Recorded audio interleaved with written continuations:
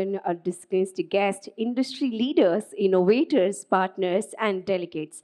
It's my immense pleasure to welcome you all to this NBFC FinTech Synergy Summit 2026, a platform that brings together the brightest minds from the NBFC, FinTech, banking, technology, regulatory, and investment ecosystems. Today, we gather at a time where the financial service landscape is evolving faster than ever before. Artificial intelligence, digital lending, embedded finance, and regulatory technology, cybersecurity, and the customer centric innovation are reshaping how financial institutions operate and serve millions of customers across India.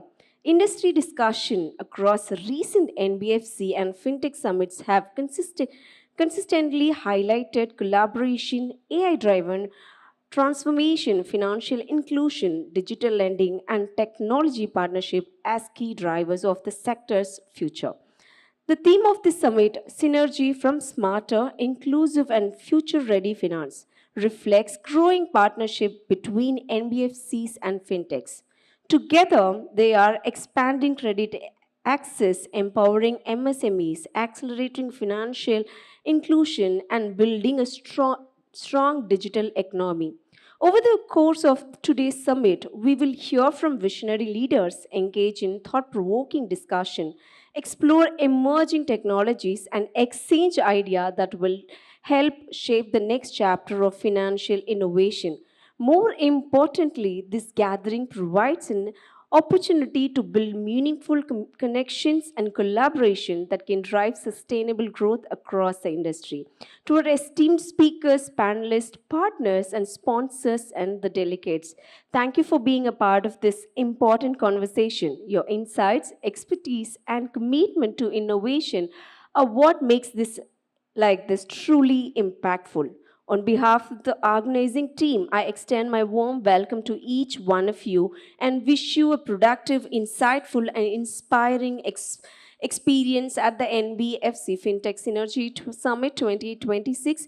Once again, can we all give a big round of applause to start this wonderful day, ladies and gentlemen? Thank you so much. As you all know, whatever we start, we always start with the blessings of the God. On this day, also, we wanted to start with the blessings of the God. On that note, we're going to be starting the next session is the lighting of the lamp. To do the lighting of the lamp, may I please invite Mr. Sashank Sharma, Director and Co-founder, to please join on the stage. Yes. Along with him, I also request Kumaran Sampath, MD and CEO of EGMA Capital Services, to please join. Along with him, I also request Mr. Anjan Das Gupta, Managing Director, ASA International India Microfinance Limited, to please join.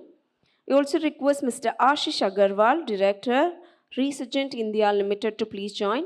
Mr. Priyansh Sharawat, Founder and CEO of Fintechs Media, to please join on the stage to light the lamp to start the day officially. Can we all give them a huge round of applause, please?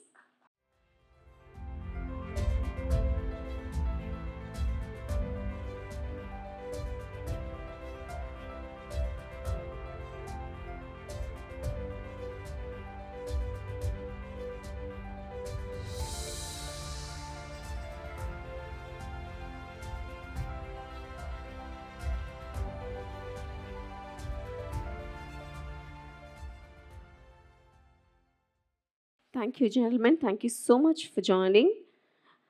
Today, we stand at the threshold of transformation that is redefining the very foundation of lending and financial services. Our theme, the intelligent credit revolution, capital AI, and the new lending architecture, captures one of the most significant shifts our industry has witnessed in decades.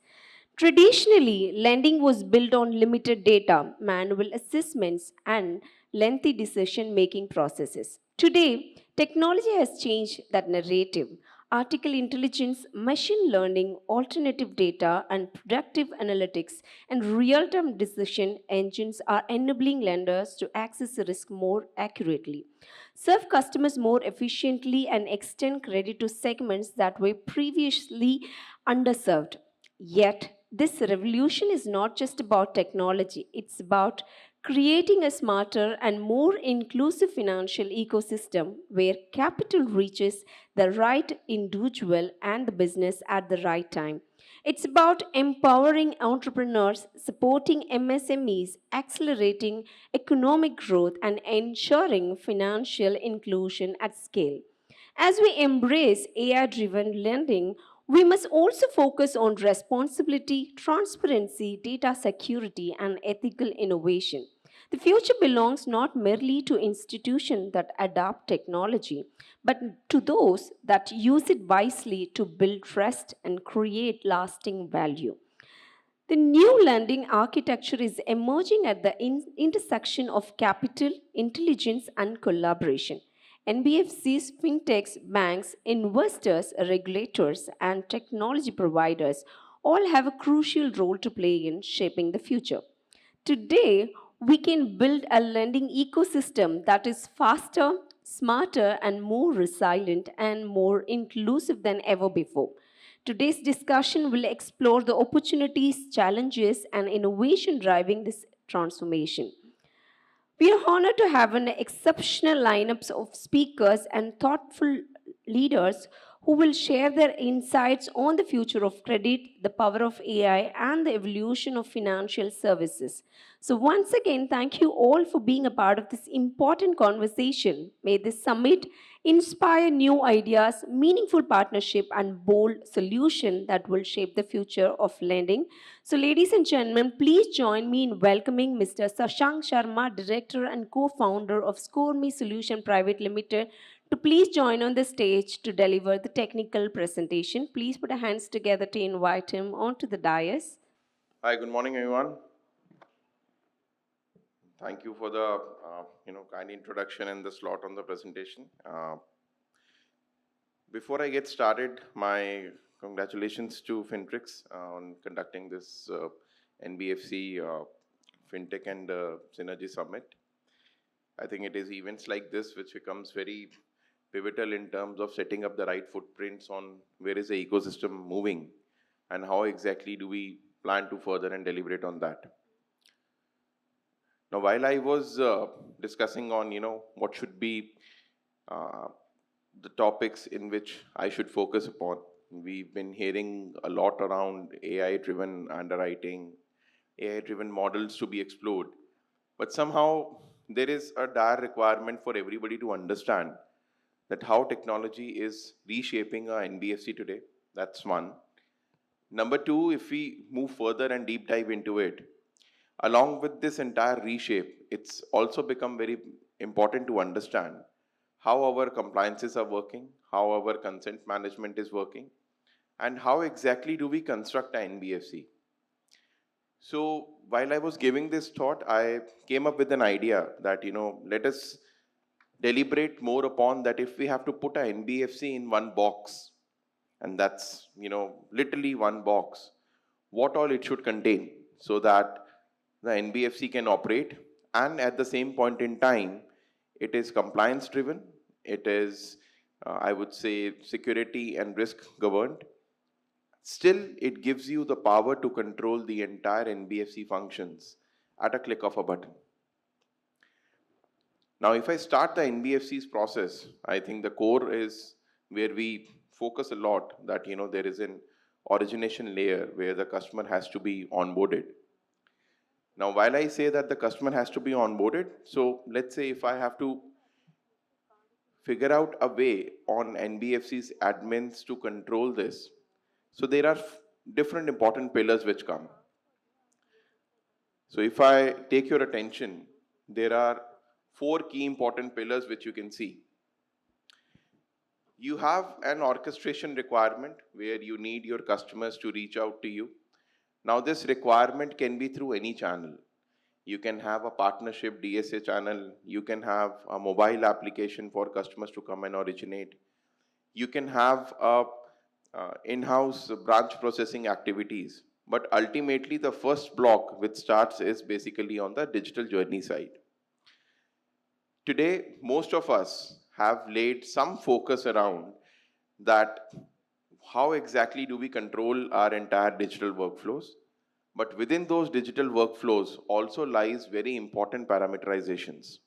Now, these parameterizations are what we at ScoreMe dedicatedly work upon. So while we were designing NBFC in a box, we felt that these are the four pillars of the box. So the infinite pillar, which is basically your entire the journey orchestrator, that gives you a live tracking on how your NBFC is performing. So how we are able to collate this is that this comes through a unified integration of all the data sources. So you at a top level view can look at how many customers today are coming inside your NBFC's environment, for which of the products they are coming in. You can see different portfolios between retail, MSME, agri. You can also monitor the depths of the products. So if you have to control the entire arrangement of your risk, today through a single click of a button, so you can pick up and choose any product. So that product will also give you a full array on what applications are coming in, how is your borrower's digital journey flowing. So today my discussion is not on how do we build a LOS, because that's we all know. And LOS is now, I would say, a commodity which is very, very deep dived. It's everybody claims to be on a low code architecture, but at the same point in time, we also need to be cognizant of the fact that once the LOS is built, what happens after that? How do you manage and how do you control that? So let's say if I was NBFC and I was doing retail, agri, MSME, all three types of products.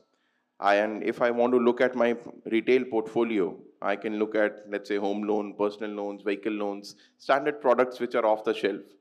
So flow level is always definable. Now this platform gives you a real-time syncing on all the applications which are coming in with a live status on these applications. And the best part around is where our solution comes into play is how do you control your product.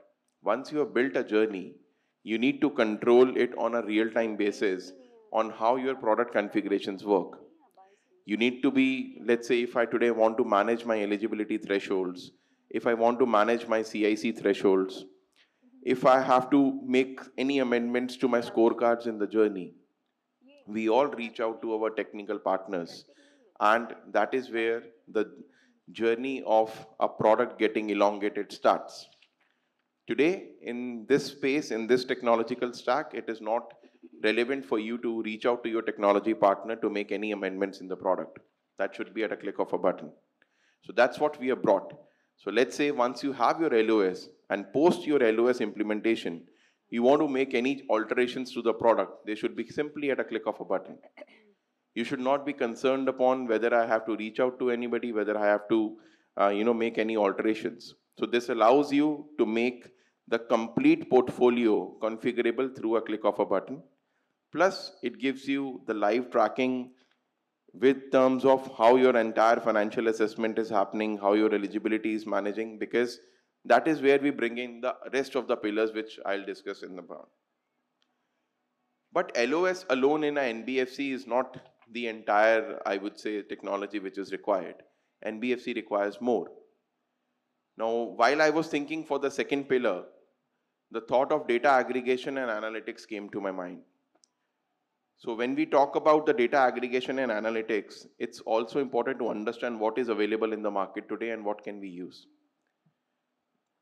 You must have all heard about these terms called bank statement analysis, GST data, company statements, which is your balance sheets and P&L, your ITR, legal data, bureau data analysis, your KYCs, which are to be conducted in any of the digital journeys, integration of all these reports, account aggregators, NESL for e-signing, e-stamping. Now, while you all control this, there is a very, very important and key fundamental on how do you manage these products. So let's say if you onboard an account statement analysis solution, how do you utilize and make it effective in all the journeys? It's simply manageable through a control panel. You can, on a real-time basis, see which product is it operational upon, which product it is not operational upon. And within retail, MSME, you will have different functions to choose from. So when I say that your product is integrated with data analysis layer, I also try to advocate on one particular point, that it is not only the first level integration which is important, it is the continuity of that product in your environment what stays important. Today, if you have a LOS, within your LOS, you will have all the product configurations, and second step is where you need to decide upon what data points are to be utilized. Because if you make a scorecard which considers parameters from different sources, and if the sources in itself are not integrated, you will not be able to function at a seamless manner. So this is what we have designed, that instead of taking all this burden and this entire integration at a single layer, why can't we just keep everything in a box and offer it ready-made as a product to the NBFCs? So that's the focus area where we have been focusing a lot. The third and the most important one which comes is your entire trust and verification. Now, as NBFCs, you also work with a lot of third-party ecosystems. Now, when I say third-party ecosystems, they can be your partners, partners in terms of who are originating business for you, like DSAs, business correspondents, and they can be your underwriting partners, like you have valuers, lawyers for the TSR reports which you do, because most of the NBFCs are into secured lending. Now, these partners are forming a very important ecosystem player role in the entire loan life cycle of a product. But today, most of these partners are operating upon manual workflows. If today you will have to, let's say you are doing a home loan assignment, and within a home loan, if you need a valuer and a TSR report, you will have companies who can still come and integrate a solution that your data can flow digitally, but is the third party digital compliant? That is not ensured. So that's where we have integrated the third party onboarding and management in a single system. Now, you'll not believe me, while we implemented this solution at one of the largest banks in the country, we felt there are multiple lawyers and valuers whose empanelments have been expired, but they are still working and they're still getting paid for their jobs. A classic example, in a home loan, you have a tranche-wise disbursement, and the payout is also tranche-wise. But how it was happening in the bank, on the first tranche itself, the entire payout was released, and the customer went into a BT case for another bank. So imagine these are very, very small inefficiencies which today are lying at the ground level. But in a NBFC, when you collaborate all of this at a central office level, it's very important to understand how your ground level operationals are efficient and scalable in nature. Today, if you need to do a scalability analysis, that which of my branches are working with all the third parties, which of my branches are not utilizing the services of all the third parties, we build a solution and we just leave it at one core of the NBFC. So very important for you to have a consolidated system where all your payout management, onboarding, billing payouts can be automated, and this is integrated again to your ERP or account system, whichever system you're using. So till now, we've focused upon how do we operate our origination layer, how do we manage the product configurations, how do we bring in external integrations, and how do we basically manage the entire third-party ecosystem and onboarding management. Now, what was left over after this is that your loan is now sanctioned. It has been managed through the third party, but now it has to flow into your loan management system. So the loan management system is also pre-integrated in the box itself. You don't need to go anywhere to use a separate LMS. So simply come to the loan management system, and it gives you a foolproof capability in terms of how do you manage your NBFC across different life cycles, across different portfolios. So at a bird's eye view, you will have a look and feel about how your entire portfolio is performing. Within that portfolio also, if you have to look at any product on a real-time basis, this gives you a synchronization with the LOS which is there at our end to track what is the exact status of any of the cases. Let's say if you have to manage the KFS, the repayment schedules, whether the disbursement is done or not, whether there is any repayment which is coming into the system or not. So all happens through a single unified system at a go. So your lending is also happening, your collections are also getting synchronized, and your entire disbursement is also digitized here. Now, what is left after this? Now, once you have onboarded a customer, you have analyzed the data, you have used a third party to validate the underwriting, you have done the underwriting, the customer is now active with you. The last part which is left is your regulatory reporting. Now, you can imagine the kind of pain which is required to reconcile the reports which are to be submitted to the regulator on a quarterly, monthly, half-yearly basis. Once you have this data unified in this box, it's at a click of a button for you. You simply go to your regulatory reporting section, and that is where, let's say if you have to do a CIC reporting, you can do a CIC reporting at a click of a button. If you wish to do any kind of selective reporting, that is also possible. If you wish to do any kind of consolidated NBFC level reporting, that is also possible. And then your regulators reports on whichever is applicable to your NBFC is configured, and post that it is automatically calculating all the flows, taking out the data and reporting it to the regulator. And you have complete audit trails. So till now, what I have summarized is that you can build your LOS on a low-code platform, which is, we have roughly around 50 plus products which are already live, and literally there's anything left over which is yet to be digitized. There are full digital workflows available. Once the workflows are implemented, you have your product configurations, you have your external data sources, and you have all the important third parties working with you. And then comes your loan management systems, which is again very important. So this basically comprises your entire 4 pillars of the box. And the outer layer, the structure of the box, is basically your entire consented management layer. So the consent managers, why I took up the topic in the last is because it's important to understand that which are all the touch points in our NBFC's ecosystem. Now imagine doing all these activities and you have to manage customers' consent, what data can go where. That's also very important because DPDP by next November is bound to be implemented at all institutions. So we say when this comes as a box, this is by default DPDP compliant, because this takes into account all the consent flows, how the data is getting controlled. This is equal to an on-premise implementation at your end, but still it can drive you with the scalability of a cloud infrastructure. So you can control where your data is lying, it's auditable, it's verifiable, and at the same point in time, it's right in the control of your hands. There is no data point which moves out in an Excel file. There is no data point which is shared over an email or a WhatsApp. So in very simple terms, you control what you are operating upon, and you have a validation and a dashboard to monitor that through a single output layer. So in short, this is how one NBFC, let's say if tomorrow you have to start your operations, you can do that. If you today are an operational NBFC and you want to migrate your system into this box, that's also possible for you. So just wanted to, throw some light on this particular idea which I had before. I thought that, what should be a credit intelligence lending system.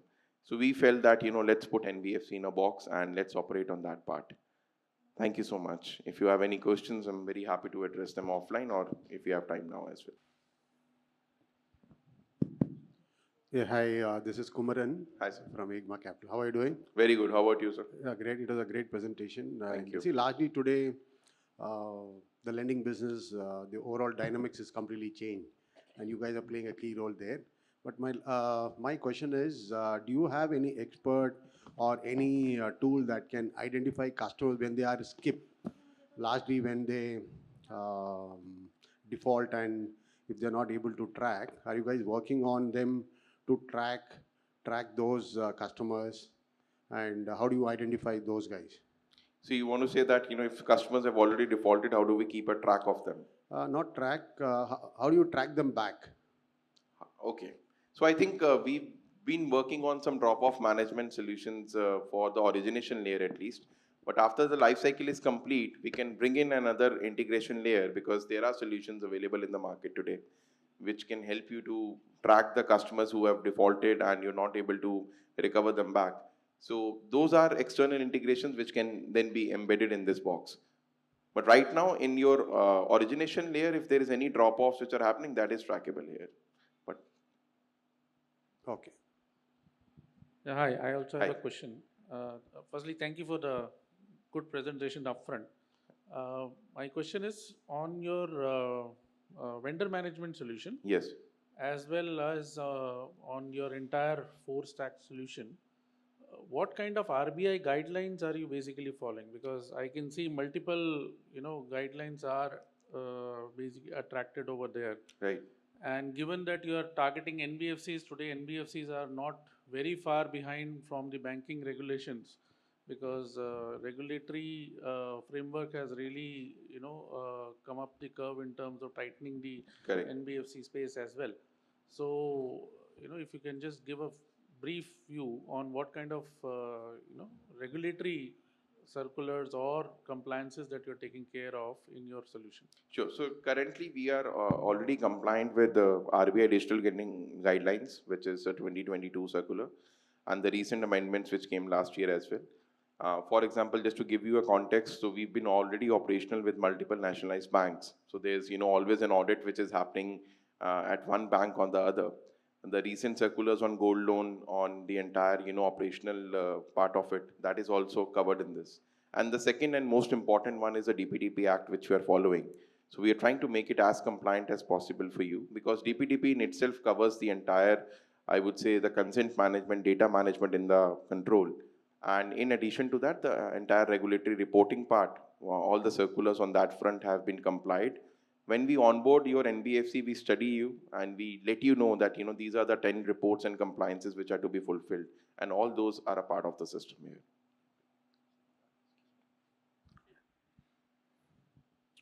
Hi, I'm Anjan Dasgupta. It was a wonderful presentation. Thank you.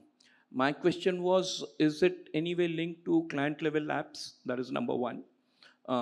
Is there any collection module in which you have bot calls and in the regional languages? And then, this, as I believe, is a one organization digital platform.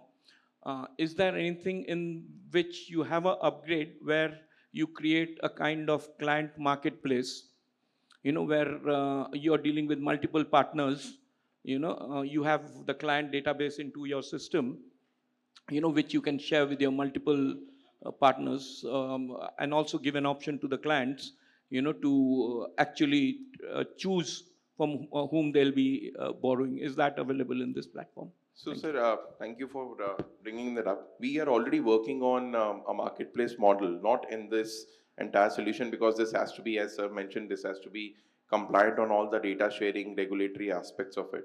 We are building a parallel platform which is like a marketplace of all the aggregators in the market today. Because see, ultimately, if you have a solution which can get integrated to any BRE and a scorecard of an NBFC, and we have aggregators on the other side and lenders on one side, so ScoreMe becomes that bridge between them. So we are already working on that. We are talking to, I would say, the mainstream aggregators today to come and partner on that particular front. We have taken interest, and I think soon enough we'll be launching that aggregator platform as well. So over there, the borrower will have I would say, an option to choose that within South India, in the region of Chennai, if I'm looking for this kind of a product, which are the likely lenders who can come on board with me. So that marketplace is already work in progress at our end.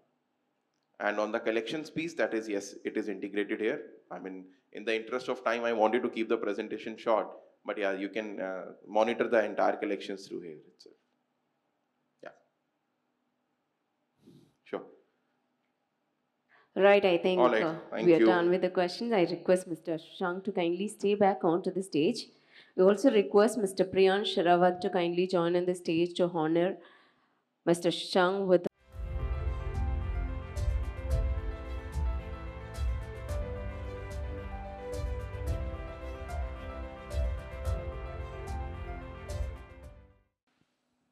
Thank you, Priyansh, for joining, and thank you, Shang.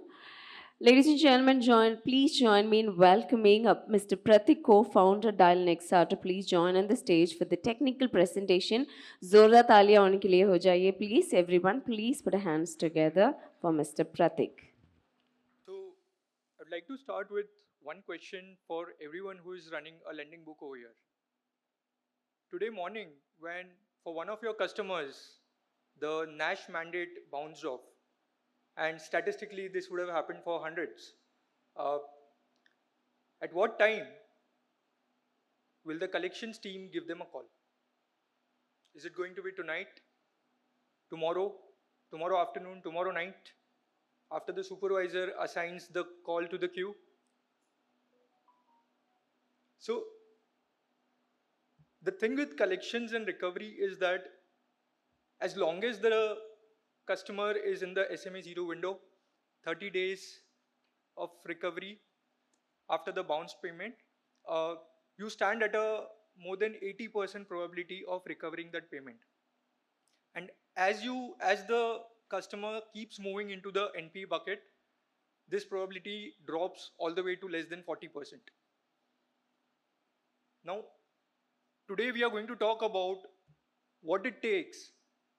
What would happen if we call each of those customers the moment the EMI is bounced in their local language at scale?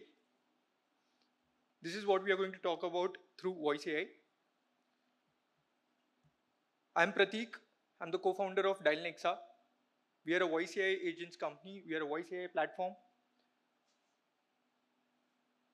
The probability dropping from 80% to 40% every single hour puts your customer away. Imagine the scale, imagine the revenue drop that you're losing out just because of that delay. And why is it not possible to control this delay as of now? For decades, we have run this on operations. We have run this through collections team.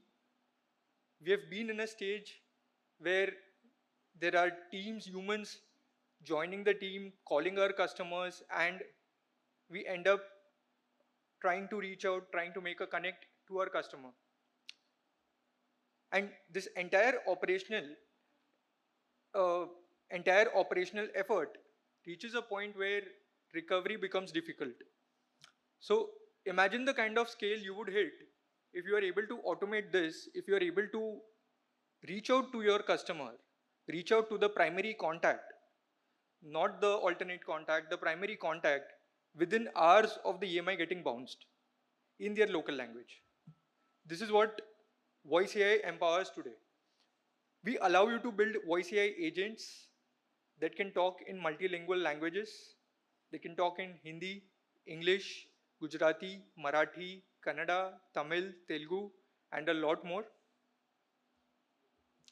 The entire NBFC sector today is caught up between three forces pulling them in opposite directions at the same time. Your AUM targets are increasing by 25, 30, 40% year on year. The board and investors raising this bar day on day. Collections headcount at the same time cannot scale. There's attrition on the floor. Every time you onboard a set of new people in the collections team and a few more quit, training becomes an ongoing challenge.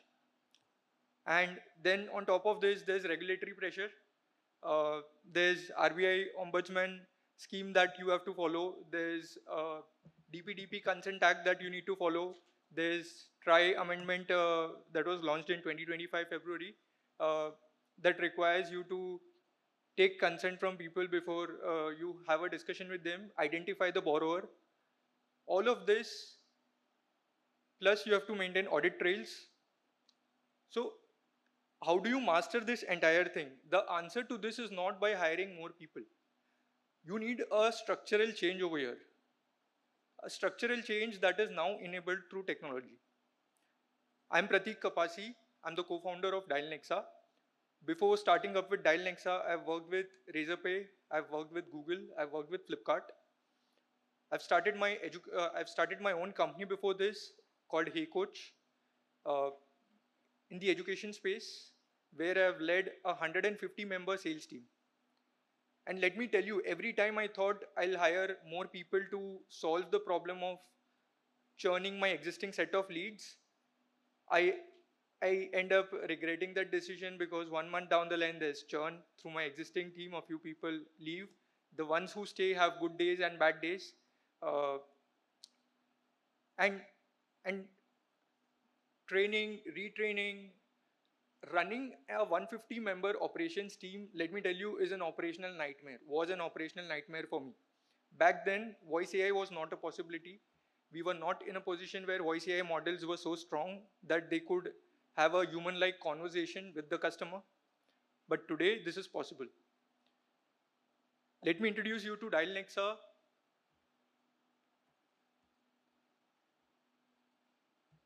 a platform where you create agents in less than 15 minutes, 20 minutes. Take a couple of hours to polish those agents.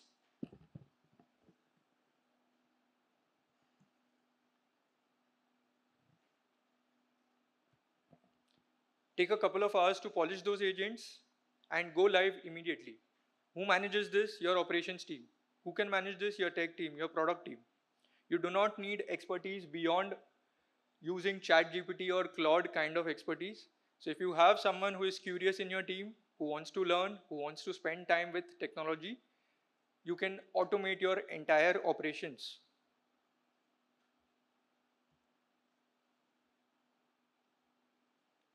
We support templates. So let me pull out a template over here: pre-sales, sales support, business development, collections. The entire lending stack is full of use cases where you can implement voice AI today.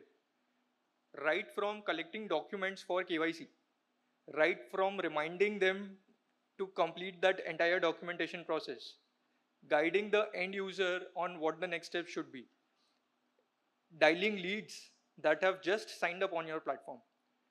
This space is competitive. If you do not call the customer in less than 2 hours, the customer has already signed up on 10 plus lending apps. How do you reach out to your customers at scale? You cannot call them in 2 hours. Teams in edtech, in real estate, in BFSI have struggled to maintain a metric called FRT, first response time. Right? From the time of sign up, how long does it take for the lead to get a call from your team? We bring it down to 15 seconds. Not 6 hours, not 12 hours, 15 seconds. Create a voice AI agent. Let's take pre-sales as an example. You get the entire prompt. A voice AI agent is essentially a persona, a script, a prompt attached with a voice. So now this prompt can talk to you, attached with a phone line. Now it can talk to you over a telephony line.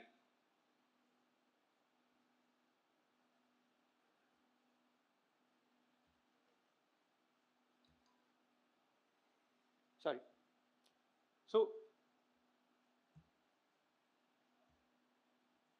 it can talk in regional languages. It can talk. You get to control the entire. Okay, we logged out. Just one moment. You control the voice. You get to control the accent. You get to control the language. You control if voicemail detection needs to be turned on. If it has to, if a voicemail is detected, do you leave a message?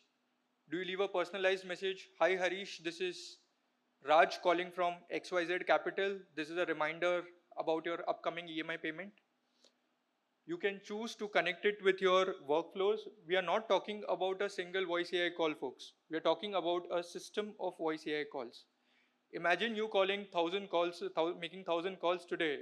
Out of those 1,000 calls, 200 will not even get connected, and you would want to redial. And that's at a higher end. I'm talking about 80% connectivity. Even in that case, you would want to redial those leads. People who have had a good conversation with you, you would want to remind them on WhatsApp, you would want to remind them on emails, you would want to integrate it with your CRM. Imagine a system where your workflows are built, you get a consent from the end user, you identify the user, your recordings are, you have recordings of your conversations are audited, time-stamped, recorded. At any point you have a regulatory requirement to show the conversations that have happened with your customers for the past 30 days, 90 days. one click of a button and you have access to all of those conversation recordings. This is the power of voice AI that we are talking about right now. We support 850 plus CRM integrations as of now. If you're using your custom CRM, a very well documented API documentation is available. We're already working with BFSI companies. We are working with edtech companies. We are working with real estate companies. We are a horizontal. You come and build your agent, take it live. And no, we are not asking you to replace your operations team right now. We are asking you to compare efficiencies. We are asking you to pick up a technology that is going to solve the metrics that you have been chasing for years. So we have a booth right back there, dial Nexa. I'll see you around. If you have any questions, feel free to catch up with me. Thank you so much. All right, so ladies and gentlemen, moving forward for the first panel discussion of the day. So first panel discussion, the topic will be co-lending 2.0 technology, trust and transparency, building the next era of collaborative lending. To moderate the session, may I please invite Mr. Kumaran Sampath, MD and CEO, EGMA Capital Services, to please join. Please put your hands together to have him onto the stage. And our speakers for this wonderful panel discussion will be Vipul Shaksharia, co-founder, Kelidofin Capital Private Limited, to please join. Along with him, I also request Mr. Anjan Dasgupta, Managing Director, ASA International India Microfinance Limited, to please join. And I also request Mr. Sumit Sharma, Founder, Iridian FinServe, to please join. Also request Mr. Ashish Agarwal, Director and Research in India Limited. The key points of this panel discussion will be digital co-lending platforms, API integration and data sharing, risk management and compliance, transparency in partner ecosystem, fintech, NBFC bank collaboration. I request the moderator to take over the session. Can we... Mr. Ashish Agarwal, Director, Research in India Limited, to please join. Please put our hands together for the wonderful panel we have here on the stage. I request Mr. Kumaran Sampath to please take over the session. Over to you.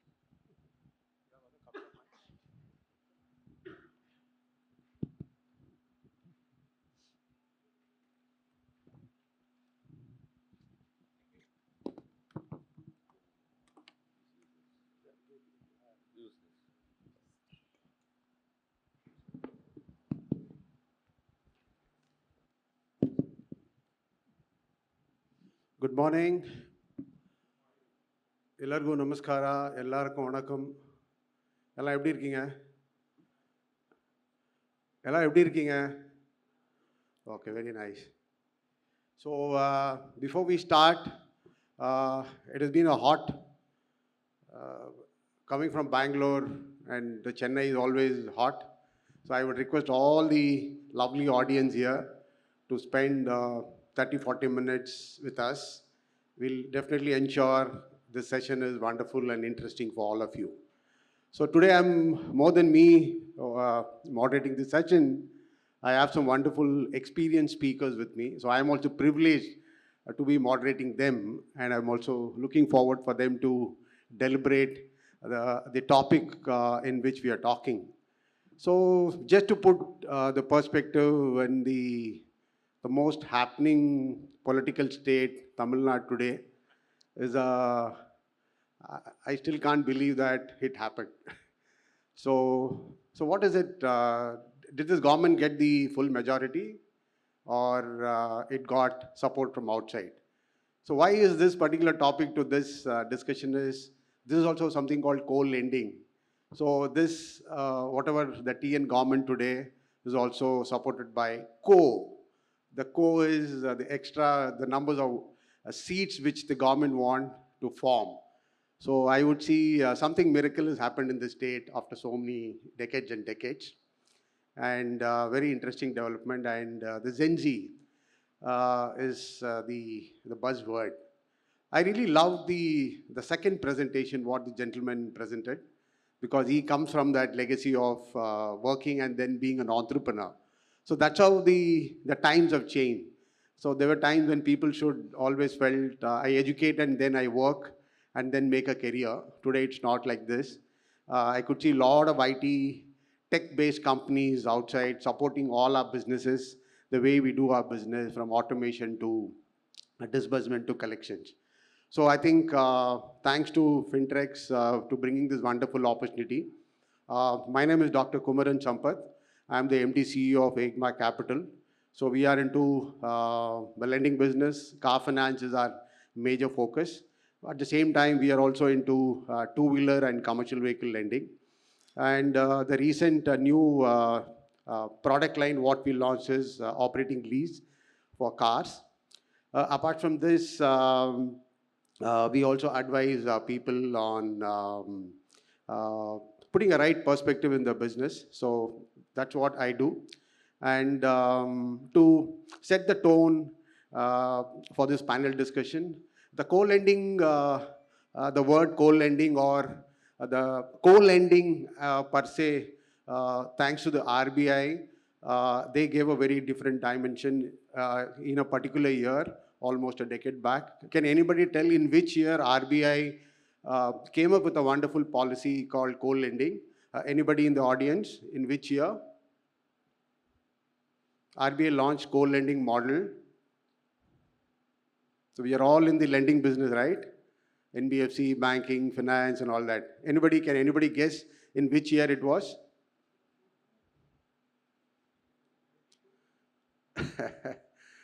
2018.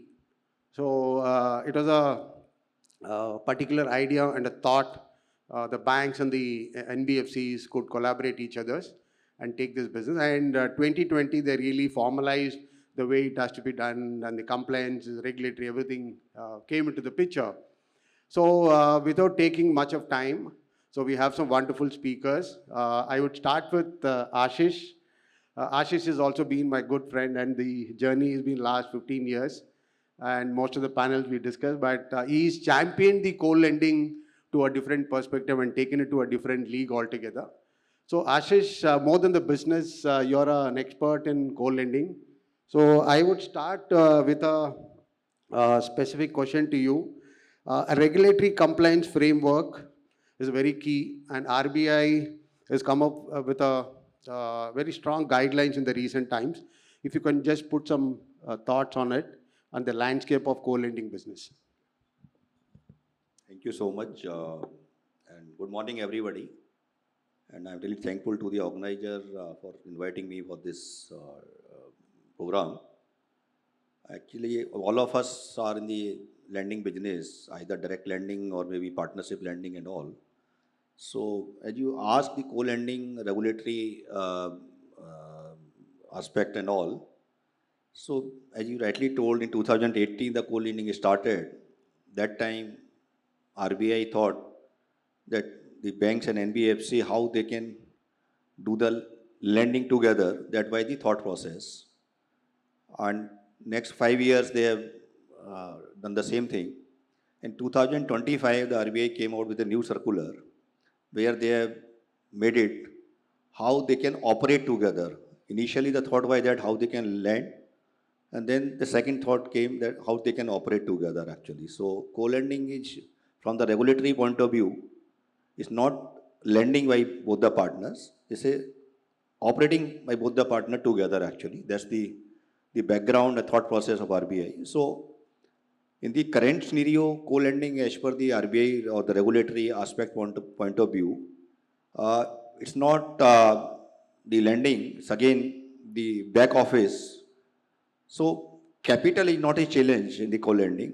But before that, I will just like to say to all the people who are here that co-lending is a very good tool for the NBFCs as an asset-light model actually. In every business, we are talking asset-light model, that we are required less capex, less capital for the business. So in co-lending model, this is an advantage for the NBFCs. So for them, it's really good actually. For banks, they are doing multiple businesses. It's one of the business for them actually. So in the current scenario, the co-lending, in the co-lending space, banks are having a lot of capital everywhere. Because as investment banker, we are meeting with banks on regular basis. Yesterday also I was with one of the bank. They said we want to do the co-lending, but it is not happening actually. So the major challenge is that in co-lending is the operational aspect, the regulatory changes which have been done very recently. So NBFCs and banks are gearing up themselves. So there are 2-3 things which have come new in the new circular. One is the blended rate, where the RBI intention is to get the borrower should get the money at the lower rate of interest when the co-lending is happening. So suppose, just for example, NBFC is lending to a borrower for 20% of the ROI. If they are doing co-lending with bank, at least there should be some advantage to should be passed on to the borrower, which is one of the challenge in the ecosystem, because NBFCs are not agreeing to reduce the cost to the borrower. So, and banks are facing this situation, they want the blending of the rate. So this is one of the major aspect. And then the second regulatory aspect is that the prior approval of the loan by both the partner. Earlier there was a difference when the NBFC has given the money to the borrower, and then NBFC can take the reimbursement of that money from the banks under co-lending model actually. Now the change has happened where the money, the disbursement will happen only when both the partners have done the approval simultaneously. And you know that the 3 minutes or 3 days actually, NBFCs can sanction the loan in 3 minutes, but banks cannot sanction the loan in 3 minutes actually. So now what is happening, the 3 minute loan is becoming 3 days loan actually. So because banks have to approve in advance, where we have to have the BRE at place, a lot of banks have to gear up to meet out the speed of the NBFCs actually. Then the technology is one of the major aspects. Many technology platforms have already done a lot actually, but still the technology is not so much geared up where all the things can be on the real time. So these are some of the challenges which I think becoming the hurdle for the co-lending market. But I personally believe that in next 5-7 years, co-lending will be a big thing for the banks also, for NBFCs also. Once the product will settle, then everybody will look towards it actually. Yeah, thank you so much. Thank you, Ashish. I'm sure, I think post the session in the audience, if anybody wants expert advice on co-lending, Ashish is the best person to reach upon and take his inputs. So I think if you look at the journey from 2018 till now, I think the business of co-lending is absolutely increasing in terms of the joint collaboration of banks and NBFC and bank, the smaller NBFC to the larger NBFC. This is one business which actually gives you an advantage to spread your wings. At the same time, reach out to the markets where you're not currently present. At the same time, it also helps you to scale your business, and there is not much of, I would say, worry in terms of funding is concerned, because the larger partners would always support. So with that, just going back to the business, risk management and compliance is also very critical when we scale business. So I also have Sumit from Radian. Sumit, you can introduce yourself and your perspective. Sure. Thank you, Sampath. My name is Sumit Sharma. I run an NBFC stroke FinTech, a company called Radian, and that's been working for about 3.5 years now. We are in the business of MSME lending, both secured and unsecured. So very quick introduction on that. If we talk about the risk issues associated with it, I mean, if I take a step back and see the players involved, typically there's a bank. The key issues there are around capital preservation, around the quality of asset, the portfolio quality, and so on. Then we have a layer which comes through the NBFC. NBFCs have great connect in the marketplace, very often the reach which the banks do not have. And that's the sort of risk that they are essentially trying to manage. And of late, there's been a proliferation of technology, whether you call it through the fintech or through the organizations themselves.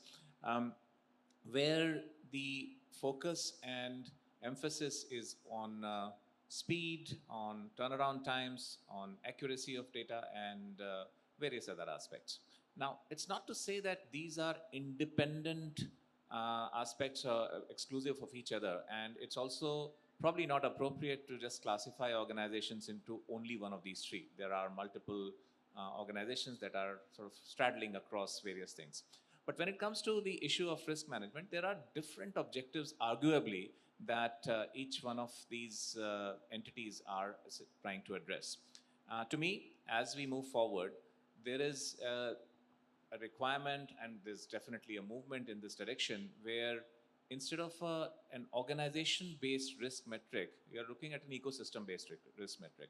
So the various entities in this field, and like I said, at the cost of repetition, the banks, the NBFCs, the fintechs, and the technology firms are looking at the risk through the prism of the combined ecosystem rather than just what is relevant to them. If it's not happening, it needs to happen at a faster pace.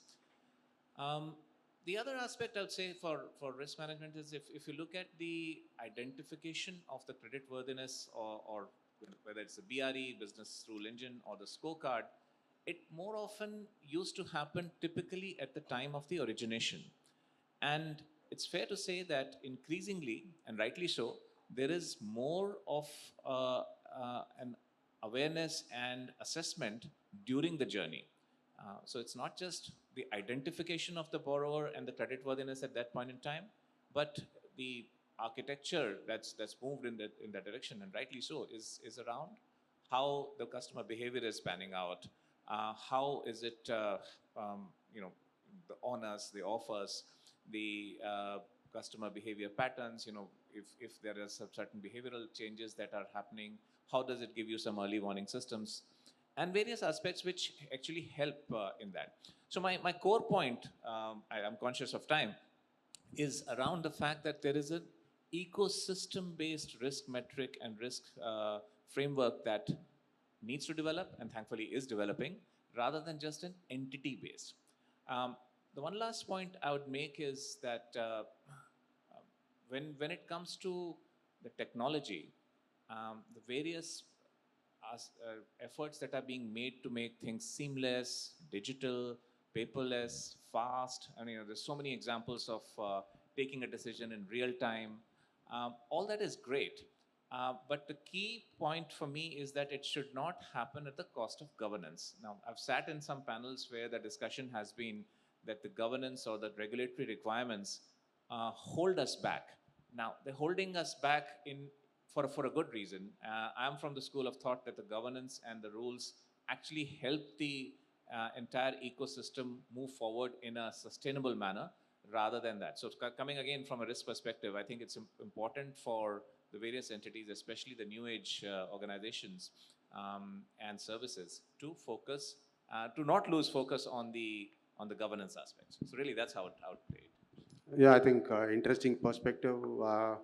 And for a business, just doing business and building volumes is not the only way you build a strong entity, but you also build with compliance and regulatory keeping in mind. So how many people are interested to listen to a story, a very short story? Just lift your hands. Not many are interested because everybody were busy on their phones. So I just thought I'll just tell you a small story. So it was during COVID and we were all at home, and the most busiest of busiest people were all sitting at home. So there was nothing called busy. So I was also like that. So it was during my, I would say, early Reliance days of living. So I was lucky to be part of a panel discussion where we had Baba Ramdev. How many people know Baba Ramdev? Wow, wonderful. So I was also part of the panel discussion, and the beauty was he was just coming from a puja with Mr. Modi, our Prime Minister, and he was just heading back to the airport, and there was a panel discussion. He doesn't want to miss that panel, so he said, I'm driving, but still I'll be part of it. So I'm not going to tell the whole story of what Baba Ramdev mentioned on the almost close to 45 minutes, but he just said only one thing. whatever you want to achieve or whatever you want to do in life or in your business or in whatever you want to do, pick up that one thing what you studied in your school or colleges. Just pick up that one thing and just get after that day in, day out. Today, the moment we say yoga, the first name comes is Baba Ramdev. Is it not? Patanjali comes next. So a small piece of thought with the almost close of 3 decades of wisdom in this lending business. So whatever you do, go after it every day with a dedicated focus and just make sure the book is healthy. So to make it in a right perspective, always for the stakeholders in your respective NBFCs, you should always take a health report, like your how do you go take your health for your body. Take a health report and see what does it the report say. Does it require a surgery? Does it require an operation, or does it require only medication or whatnot? But today, largely, if you look at our NBFC families, so we are all so championed that we keep diversifying ourselves. Without even looking at the failure stories or whatever, we just keep expanding, and over a period of time, we get lapsed. But luckily, today we have this co-lending as a wonderful model where all you need to do is display a kind of a character to build businesses, because funding is not a problem. Okay, so I'm sure, I think everybody loved the story. So what did Baba Ramdev said? Just go after that one thing what you're good at, day in, day out. I'm sure, I think you will take the business to the next level. So now I also have the Gen Z, I would say. Vipul, the current co-lending model truly serves the under tapped target, and more so about your entity and your perspective on co-lending. Thanks, Shekharan. Thank you for the opportunity to speak here. So I think just starting with just the perspective on co-lending itself, I think the good thing that has happened in the most recent circular from RBI is that co-lending is moving away from being an experiment to something that can be scaled up. And this I say because of several reasons, but one big one is that even two NBFCs can come together and co-lend, which was not something that was an option earlier in the way the regulation was spelt. The second thing is that any lending business needs to have skin in the game, right? So if there are two entities that are coming together, how do they ensure the right kind of incentive alignment, the right kind of skin in the game? So the way the new design clearly spells out the co-lending sharing, but also first loss default guarantees in black and white. The fact that two NBFCs can lend together, one can be an originator with a smaller share and yet sort of secure and take enough skin in the game. Also brings in a stamp of approval from the regulator that now they have the confidence that our financial ecosystem is stable to now scale this up. So for me, the couple of things that came out of this co-lending guideline were the fact that this is now being set up to scale. The key perspective that I would like to draw out to bringing scale, me being in representing an NBFC, also a fintech, is that this is not necessarily about more approvals to be got, because risk appetite of two lending institutions can continue to be different. And it's not necessary that they have to align the risk appetites, as in they have to, but a second co-lender may always say no to a certain type of risk because they don't have appetite. The thing is that how soon can you come to the decision? And Ashish spoke about it, that what we don't want to compromise in a co-lending setup is the speed. The essence is that when you have a sort of a fintech partner or a fintech NBFC facing the customer, today they are in a place to provide decisions very quickly. What you don't want to compromise is that speed and the agility to serve the customer goes away in the process of setting up the co-lending process, which also means that even if it's speed of saying no, not just a yes from another party, another bank, that's also fine, because the issue is not about getting all approved, but the issue is about getting the decision out, right? So the way we are looking at it at ChennaiTradeCentre, which is our NBFC, as well as at a fintech entity, which is a group company, at the NBFC, we are taking this very seriously. We consider co-lending as the primary source of working with other entities. Today we are a small NBFC, we work with other MFIs, other NBFC, fintech, agri-tech partners. trying to offer and bring the tech to the whole play to see that how can we speedily give approvals, align the risk appetite, also align the risk outcomes with the partner. Oftentimes, the partner has the strength of the last mile touch point, collection of data points. We have the strength of being able to use an ML algorithm to underwrite it and give it a stamp that, okay, every loan, we will be able to give you a decision in 10, 15, 20 minutes or less than that. So that's the way we are looking at it, very core to our operations and hopefully something meaningful for all of us. Yeah, interesting perspective. I'll not say another story, but in my experience, I would say I started during 1995 with a company called 20th Century Finance. So I still remember getting a car loans those days were 10 to 15 days time. So it would take its own time and you would go visit the client and you do, it's all about the personal touch and it's all about personal verification and all that. So I think Vipul was talking about an approval of 10 minutes of car loans. I think we have reached an age where it takes only 5 minutes to approve a car loan file today, if everything is triggered properly. Just look at the kind of evaluation the world has taken and digital is transformed to a different level. But what is important for all the finance companies is not go all the entire process. There is no need to get automated. There are businesses which are still the personal touch is required. For example, your commercial vehicles still needs a commercial touch. The used car loans is still a kind of a personal touch. But the NBFCs and the people related should always know that today we are talking about AI. How many people really know what is exactly AI? What is that it's really doing to us? So that's most important to analyze. It is not that just you come in a forum and just say AI is doing that, AI is doing. It's not that. Is it really required AI to automate your business and to find solutions is what you need to think through before you leave this room. At the same time, end of the day, you're only touching upon that one customer who needs to be kept happy. So that's the overall model should be there. Now I'll also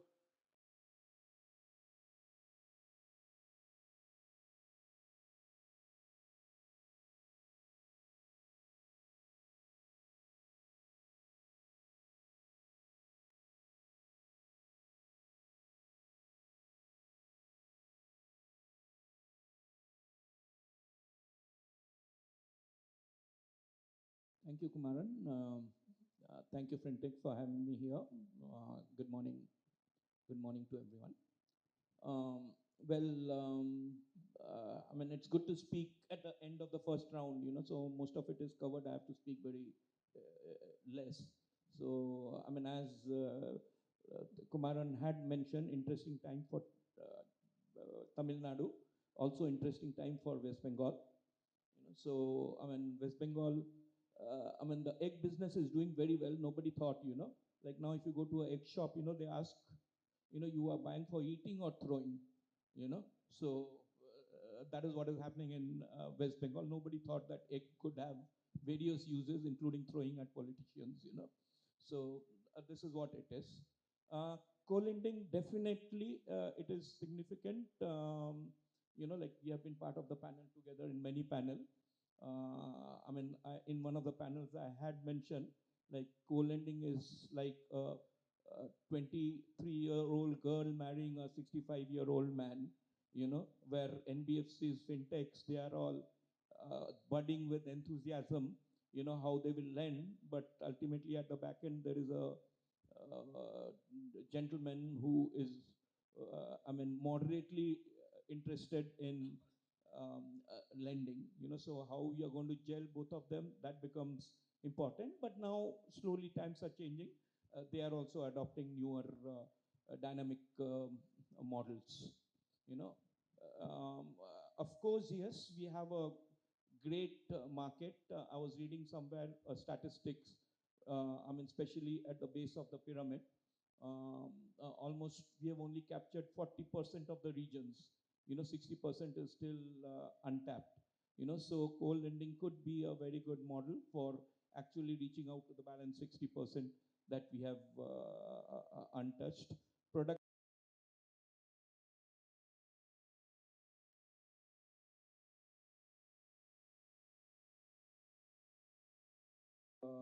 reached a different segment where they are still, I won't say I won't say financially excluded, they are underserved. So this is one segment where we could move in. Fintechs are doing a wonderful job, but if you look at the rate of interest, many of them, I won't say all, you have very good people too, you have not so good people too. The rate of interest that they are charging is very high. So co-lending comes in that particular segment where the blended rate of interest comes really down. So effectively for the institutions also it's beneficial. Number one is the return is very high. Somewhere I was reading it goes up to as high as 36 to 38% without actually passing on the rate of interest to the clients, because you have the fees for your own lending, the interest for your own lending, which could be 20, 22%. Plus you're also doing the collections for your partner, co-lending partner, where you're earning fees. So if you take a sum total of what you're earning, your IRR could be very high. The challenges, I'm every event I say I'm 65 years old, so my focus goes.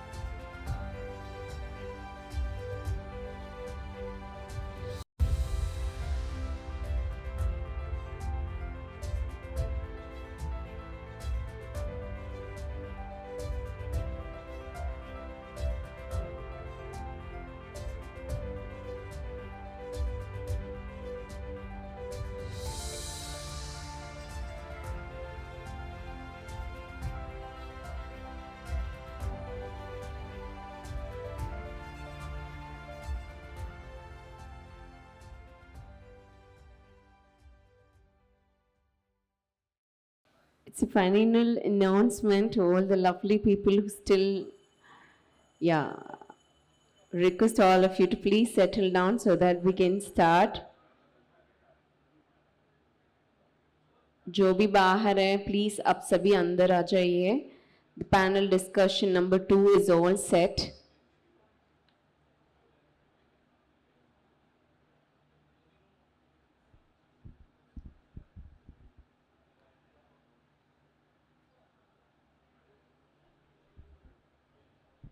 Alright, so yes, ladies and gentlemen, starting the panel discussion 2, AI-powered risk and fraud detection in the digital lending era. To moderate the session, may I please invite Mr. Balaji TK, AVP Engineering, Flexi Loans, to please join on the stage. Can we all give him a huge round of applause? Thank you. I also request Ms. Aarti Rangarajan, Partner Financial Services, EY India, to please join. And we have another speaker, Karthik Ramadas, Vice President of Sadhan, to please join.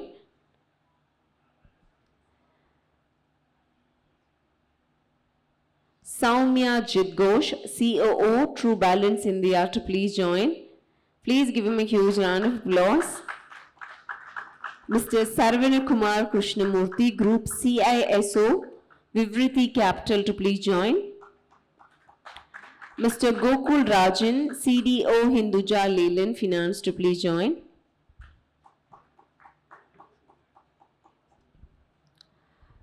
Mr. Sashank Sharma, Director and Co-founder, ScoreMe Solutions Private Limited, to please join. So the key points of this panel discussion: AI versus AI, combating intelligent fraud in financial services, leveraging alternative data for smarter credit underwriting, technology-driven risk governance and compliances, strengthening fraud detection in digital lending platforms, the future of intelligent risk management. I'm going to hand over the session to our moderator, Mr. Balaji TK. So we will have a chairs. I'll request the hotel members to please put the chairs onto the stage.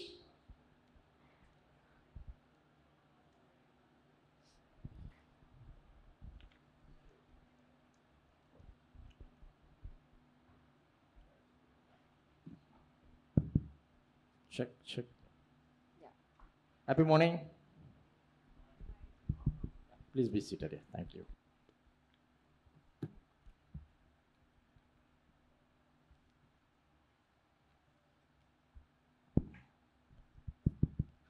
Thanks FinTech Media for putting this wonderful panel discussion.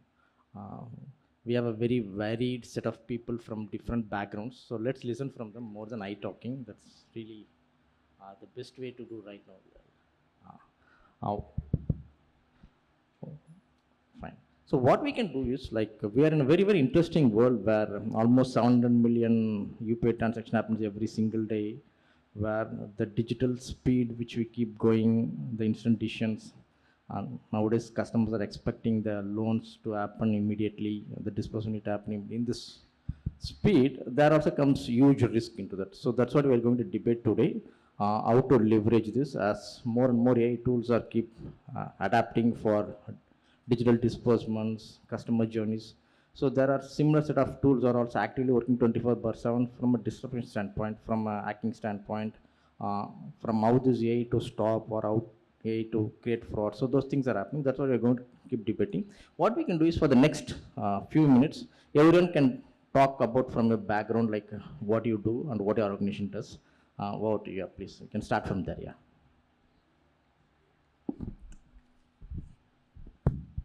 My name is Gokul Rajan. I am the Chief Digital Officer at Hinduja Leyland Finance. I also look at the digital transformation initiatives at Hinduja Housing Finance.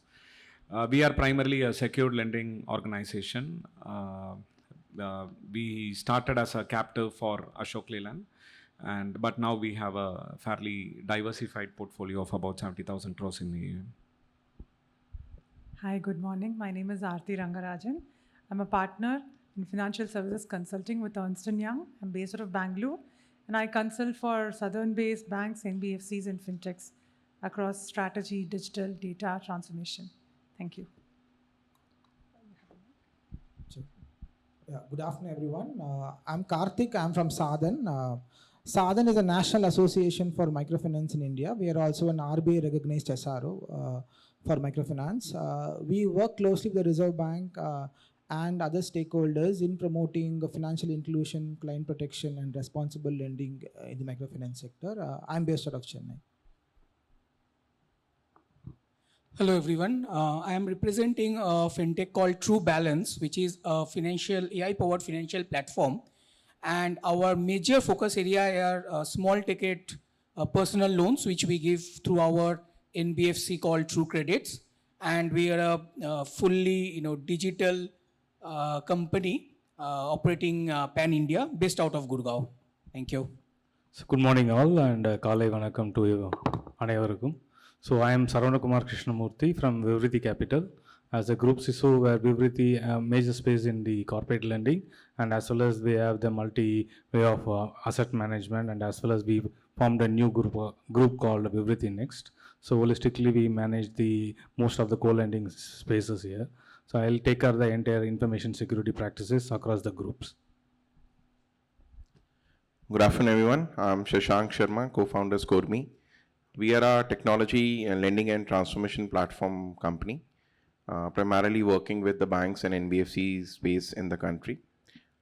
Major focus around the digital automation and transformation use cases around asset and liability products. We're based out of Gurgaon. Happy to contribute. Thanks.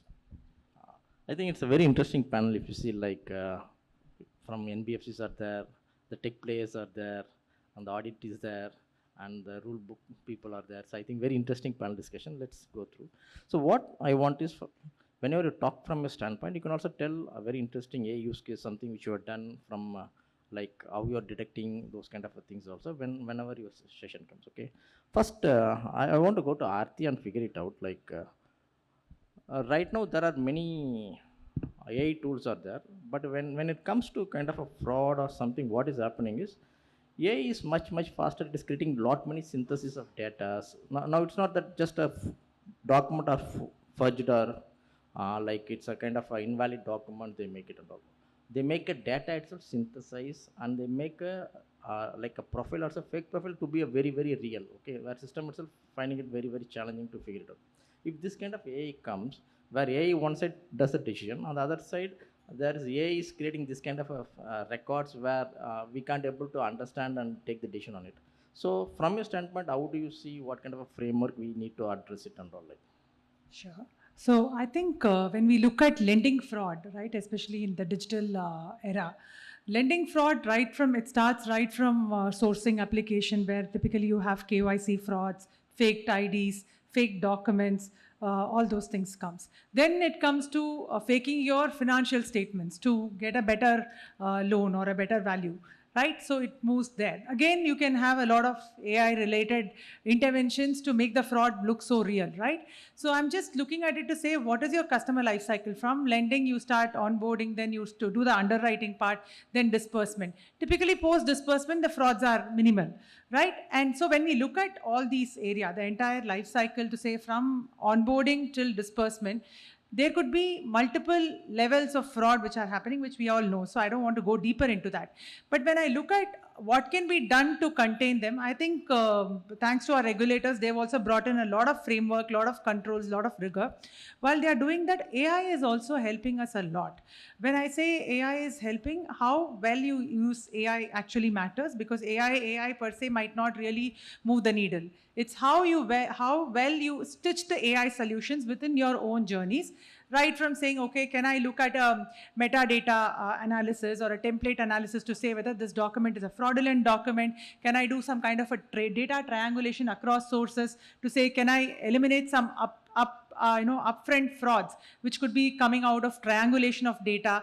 Can I do this? Can I go to the source document? With AI, there is a possibility that one is you can see large sets of data, you can read the trend, you can understand, you can benchmark, which you could not do when you were doing it in a manual form. So that's a big change which AI is bringing in, right? So apart from that, I feel that AI can also do very specific solutioning, like OCR, NLPs can be used to see whether the data is fake, or whether the document submitted is fake, has there been any tampering of data? All those things can be looked at when you look at onboarding per se. Then when it comes to financial statements, I think again there is a lot of fraud which is happening in increasing your revenue, boosting up your revenue, or doing circular funding, or doing same financial statements being used, GST returns hiked up. So all these things I feel are largely contained if we are able to apply AI-based solutions there. When we look at multiple data, the data triangulation earlier some organizations were doing in a manual manner, but that was constricted, because you couldn't handle large sets of data. It used to take a lot of time. With AI coming in with specific solutions on bank statement analyzer, or a cash flow analyzer, or benchmarking with industry trend and what is the GST return, verified income versus declared income itself would bring in a lot of, eliminate a lot of fraud which are happening currently. So I think that's another area where AI can actually be used very well to bring in a lot of data from different sources, triangulate them, verify them, and validate it against whatever the client or the borrower is submitting. So that way, I think that's another area where you can really look at it. The third part, which is a very important part, I feel, is the CAM automation. A lot of organizations have been doing it very well. Bajaj is one such example where we know they have come openly in public social media and all talking about how well it is being used. As a consultant, we also implement this CAM solutions, and we have seen very good results because of automating CAM solutions with all the digital controls put in place. So I think that's another area where people can deliberate on it. So I think as you go, there is a lot of, every step there is an intervention which is possible. Key thing is you need to adhere to this RBI free AI framework of having auditability, explainability, bias monitoring for any AI, because more and more we speak about AI. AI has become a very frivolous topic. Everybody is implementing it, but unless there is governance around the model, unless there is model risk compliance followed, I think AI can also be misleading. So that's something which you need to be keeping in mind. Thanks, Ati. I think very interesting point. Like, see the guardrails put around whatever AI implemented solutions and go through it. I think very interesting point. That's a good takeaway. I think from a ScoreMe standpoint, want to add from that AI versus AI combating that intelligent, like how your solutions are helping it. Sure, I think so. What Aati added, those are very valid deliberations, and that's what we keep on having with all the institutions. I'll go back a few years and talk around how frauds used to happen. It was a very common subject, back then. Then if somebody has to generate a bank account statement, the simple mediums were they were trying to edit it, and even if you try to fake a bank account statement, we used to find very simple anomalies like common mistakes of RTGS transactions of less than 2 lakh rupees, which is not possible.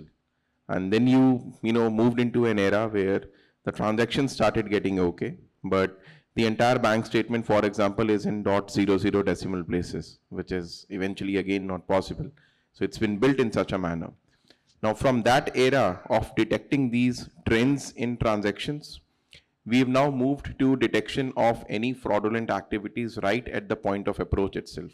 I mean, nowadays you have solutions where you can generate a synthetic PDF of a bank account statement, which even the latest of the technologies find it very difficult to identify that whether it's an tampered or an edited document or it's a synthetic PDF system generated itself. So, been working around that part. We are now into the deep meta description properties of these PDFs. I think that is something which is very important to detect. But while I say it's important to detect this frauds and everything, I think one crucial point which comes with regards to the guardrails to be set up is, can we have an in-house financial LLM to detect all these fraudulent activities so that this data is not moving into a cloud infrastructure. It contains a lot of PII information. That's the step where we have been working upon. And secondly, there is also a need to amend CAM reports into more data-driven analysis and trend analysis based, which we have now been able to identify a lot of patterns in cross-linking of data points. So I think that is on the documentation sides. Another interesting deep area which is coming is on, let's say, a facial match or a liveliness check in a digital interface. We have NBFCs who are completely digital today. Nowadays, if you see the new Aadhaar cards which have started coming, they come with two face photographs. One is a black and white, one is a colored photograph. So even if you try to do a face match, the system detects there are two images on Aadhaar and there is one of the person which is front. So these type of use cases, I think it will keep on evolving. But again, having said that, having guardrails and controls on in-house LLMs is very important. And we need to take control and, on the data parity as well. But from your experience, like having a own in-house LLM doesn't increase the cost escalations from an organization perspective? No, so how we implement an in-house LLM is something, you use the skeleton activities and capabilities of the GPTs around the world. Okay. Once your skeleton as an architectural setup is set, the deep insight analysis which is to be done, that is the modular training which is to be done. That has to be in-house. Okay. I mean, you can use the scale of what has been already built. It's not that you reinvent the technology, but how do you set up those specific guardrails? For example, while training the data also, if the data can be masked and encrypted, now the system doesn't know whose PAN number this is. And whether it's a PAN or not, that also system doesn't know. It's a hash value which is being passed. What the system will be trained to use is the correlation of that data points, maybe the financial numbers, but these financial numbers belong to whom? Till the time we are setting decent guardrails on that, I think it's very well within the permissible limits to use AI. Yeah, thank you, Shashank. Yeah. I want to go to, I want to go to Gokul because you run a large NBFC, where it's all secured business loans, vehicle fundings. You do collect lot many telemetric data, multiple things you keep collecting it. Like there's a large focus on alternate data collection from a lending perspective, or post lending also you do it. From your perspective, can you tell how this AI is helping you in terms of both analyzing as well as for coming up with some kind of protection mechanism? Sure. See, I'll take the example of our housing finance. The end conclusion I will derive may not answer your question, in the sense that I would probably conclude by saying AI does not help in this space. Okay. The fact is, our housing finance division is primarily into affordable housing, and we deal with non-salaried, self-employed borrowers who are first-time borrowers for a house in tier 3, tier 4 locations. Some of our credit evaluation norms, for example, we may fund a barber, and this is a very famous example that circulates in our organization. Our credit team goes on a Sunday to count the number of blades that are put outside. They look whether it is a Pond's powder or a cuticura powder which is on the shelf. These are all data points that I don't think we can get from AI or alternate data in general. From putting some cameras and So the cost of determining cuticura versus Pond's through AI, I think we'll just be giving a solution for the sake of solution, and it is not going to be business. Where I'm going is, I think we look at alternate data where the data is coming from a validated source. It could be, for example, in property space. Again, in property and land, it is not consistent across the country. In certain states where it is available, we tend to use it. But otherwise, we depend on natural human intelligence and data gathering to do it. Where AI plays a role is not so much in the scope of alternate data, but more in assisting the person who is collecting this kind of alternate data physically. Because as I'm sure it is common for most NBFCs, the attrition is most on the field. And knowing that you have to look at Ponds versus cuticura is not something that we can keep training every time. So this is where we have looked at AI to come in and use it more as an assist, whether it is a credit evaluation, technical or legal, each will have its own nuances. That is where we use technology. I think very interesting, like alternative data points which you use it, I think. I want to understand from Sadhan, what kind of alternate data you suggest from a microfinance perspective here? And how, where that AI is helping right now? Yeah, in the microfinance sector, as you're aware, we deal with low-income borrowers, primarily, who work in the informal sector and whose incomes mostly are in cash. So in that case, there are 2-3 challenges the sector has, right now. I would like to share. One is with respect to income assessment. So how do you assess the income of borrowers accurately to an extent so that, so that you give right kind of loans to the borrowers? So this is one challenge that we have right now. So as I said earlier, these are, informal sector where the income doesn't come in the bank account. So that is where, we are now, what many institutions have started doing right now is they are capturing, household structures and trying to process it, through AI. So that you try to understand, you give, as Mr. Gokul was telling, some kind of understanding of what is the economic status of the household.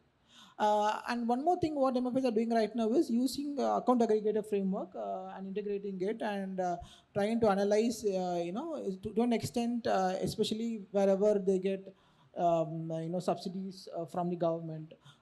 So I try to understand that and trying to see how that can be integrated.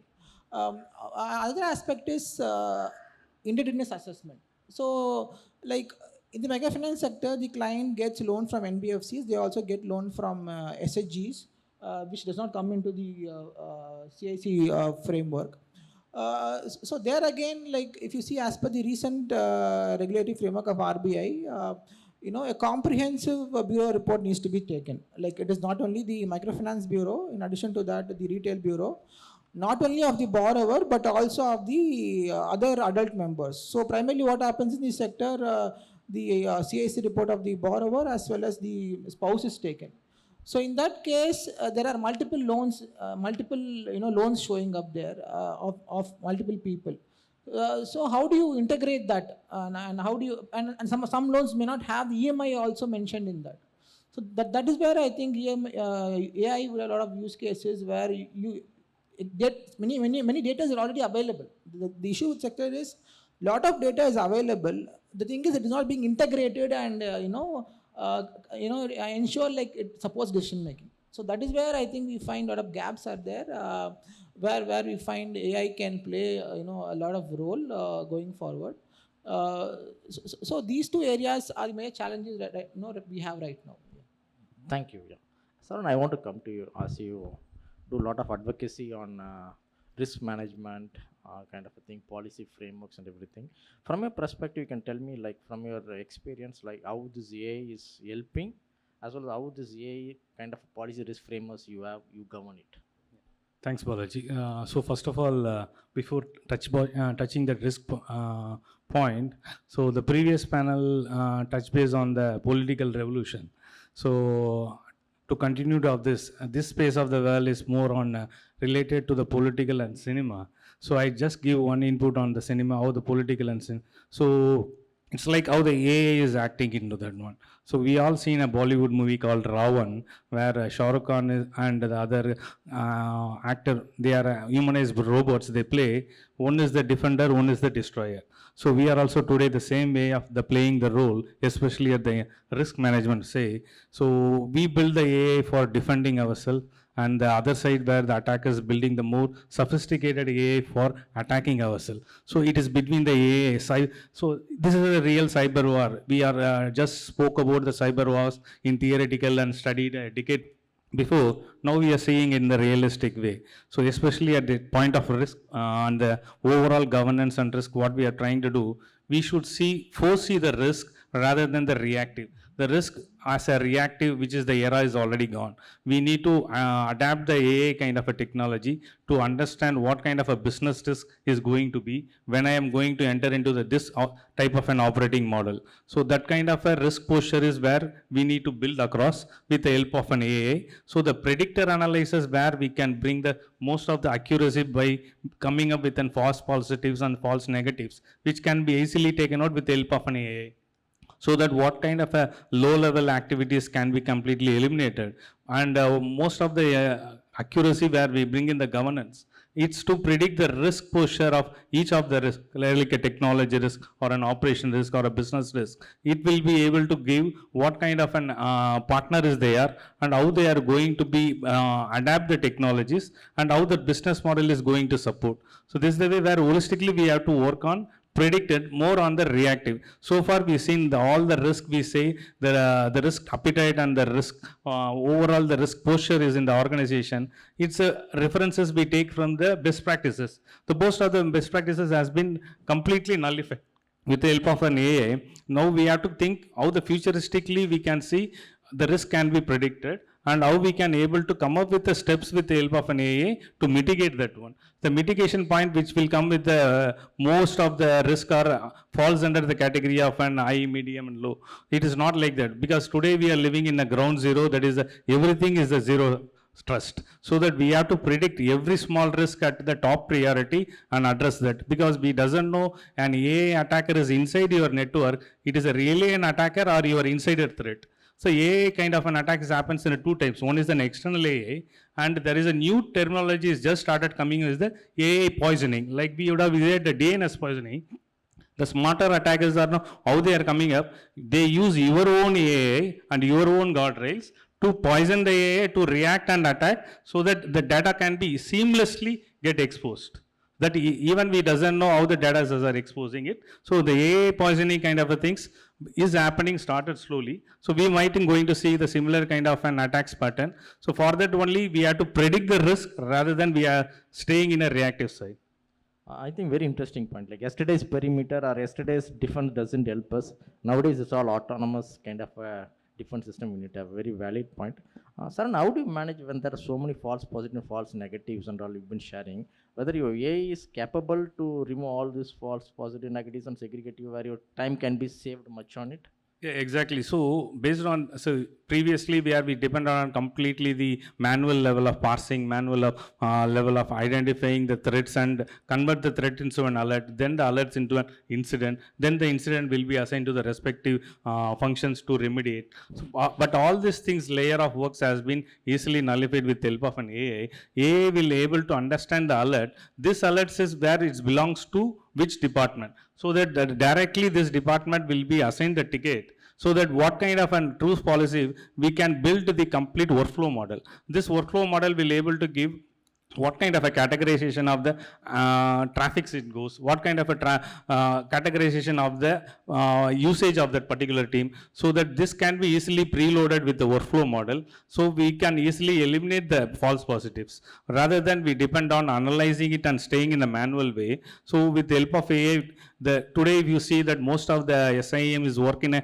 AI based SIM, where we have seen more on a stereotype SIMs where the log parsing will take 1 week and 2 weeks to do the custom parsing. Today with the help of an SIM AI technology, they are able to bring the accuracy of the logs and accuracy of what kind of a data has been passed through your network with the help of an easily predictable and AI, and as well as it runs throughout your continuous process. It's not one time it runs and produce the report. It's running continuously throughout the 24/7 365. So what kind of a minute traffic, maybe this AI concept is might be what I understood is a way back before many of you are started using the network, a port scanning and port mirroring.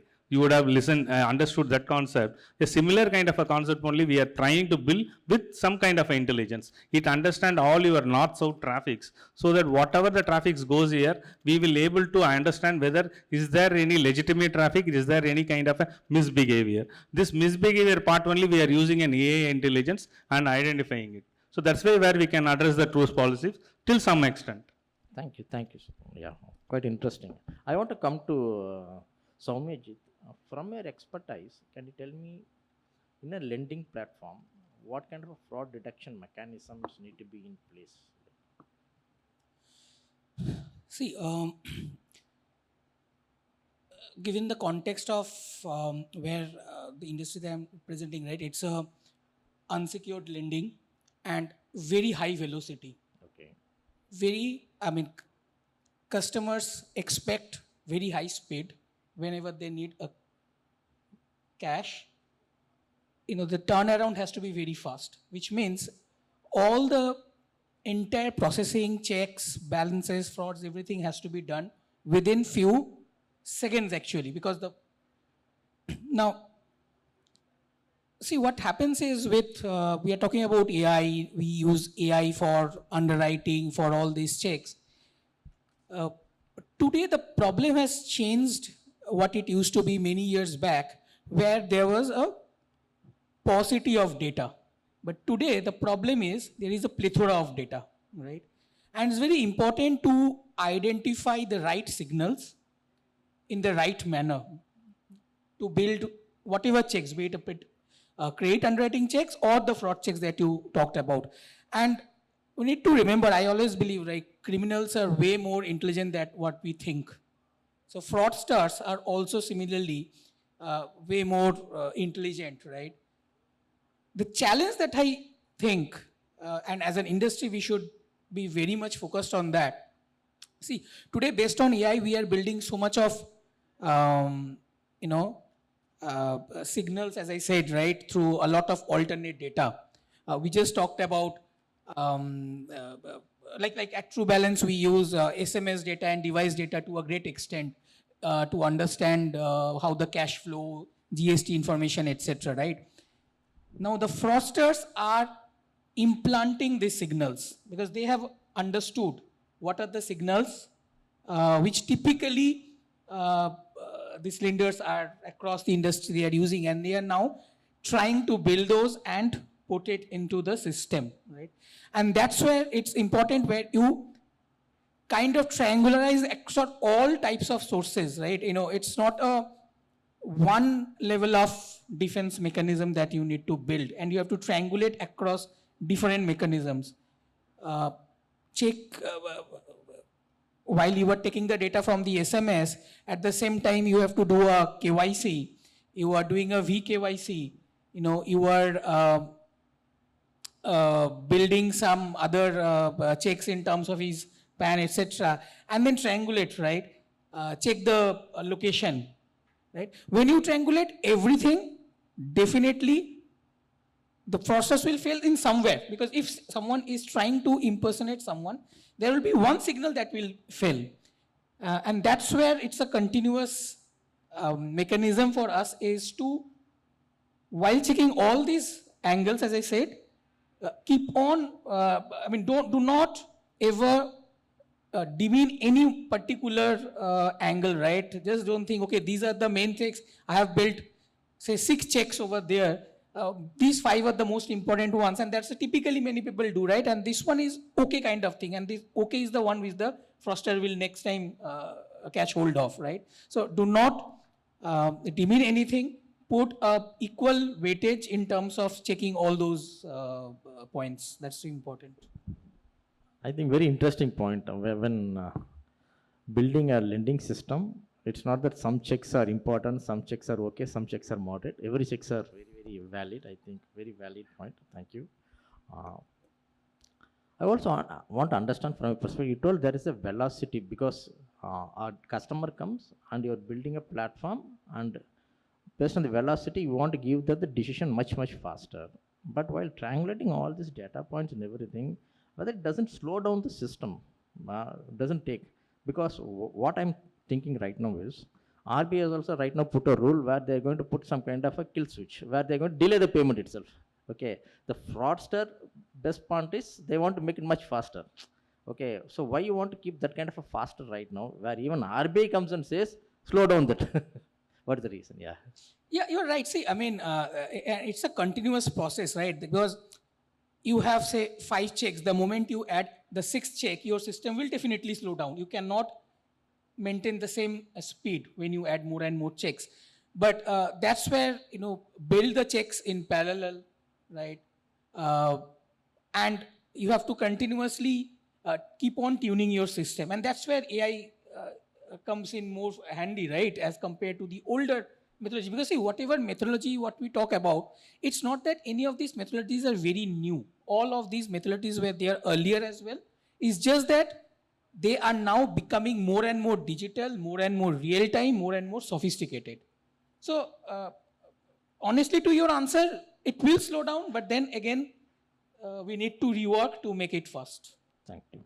But just the thing is, ultimately, that velocity has to be maintained, right? Because, see, we work on the small ticket loans. A customer is in a medical emergency. He is in the hospital. He needs, say, 50,000 rupees now to deposit because he has to get some operation done on some of his relative, right? No matter what, he cannot delay it for even for 1 hour, right? 1 hour is too much a time in such a medical emergency. So ultimately, we have to work. How do we have to see it? So we need to balance it out. Yes. Thank you. Yeah. I don't know. We have time or not. Organizer can able to say how long we have right now? We are in between the lunch and then. Fine. Any questions for the panel members, please? Yeah. Can anybody pass on the mic there, please? Or if